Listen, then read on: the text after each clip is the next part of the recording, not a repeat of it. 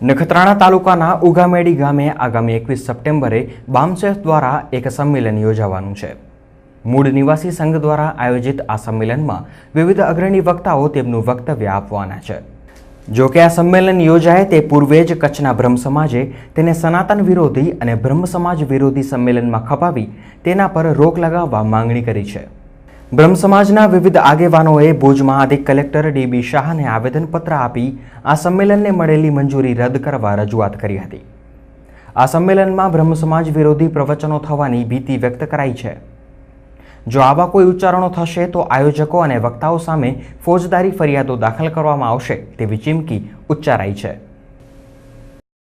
વિકલ્પે આ જે કાંઈ કાર્યક્રમ યોજાય એનો સરકાર દ્વારા તંત્ર દ્વારા વિડીયોગ્રાફી થાય અને વિડીયોગ્રાફીની નકલ પણ અમારી આ કચ્છ જિલ્લા બ્રહ્મ સમાજને આપવામાં આવે, જેથી આવા ઉચ્ચારણો કરનાર વિરુદ્ધ અમે કાયદેસર પણ કાર્યવાહી કરી શકીએ। કારણ કે ભારતના બંધારણમાં કોઈ પણ વર્ગ, કોઈ પણ સમાજ કે કોઈ પણ જ્ઞાતિને ઉતારી પાડવા માટેની છૂટ આપવામાં આવેલી નથી।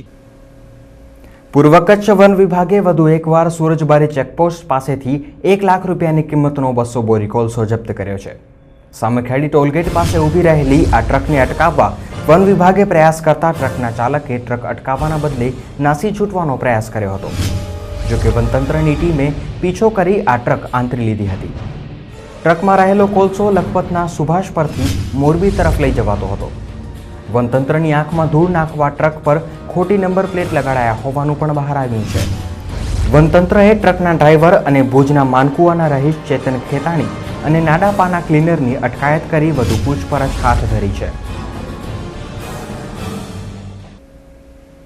નખત્રાણા તાલુકાના રામપર સરવા ગામે 2 અલગ અલગ મંદિરમાં ત્રાટકેલા તસ્કરોએ 2 દાનપેટીની ચોરી કરી છે।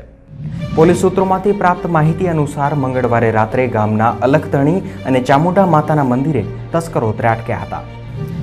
તેમણે મંદિરના દરવાજાના નકુચા તોડી તેમાં સ્ટીલના ડબ્બામાંથી બનાવાયેલી 2 દાનપેટી ઉઠાવી ગયા હતા। બંને દાનપેટી મળીને તેમાંથી 3,500 રૂપિયાની રોકડ રકમ ચોરાઈ હોવાનું ફરિયાદમાં દર્શાવાયું છે। તો આ હતા આજના કચ્છ ઉદય ટીવી ન્યૂઝ। આવતીકાલે ફરીથી મળીશું, ત્યાં સુધી રજા આપશો। નમસ્કાર।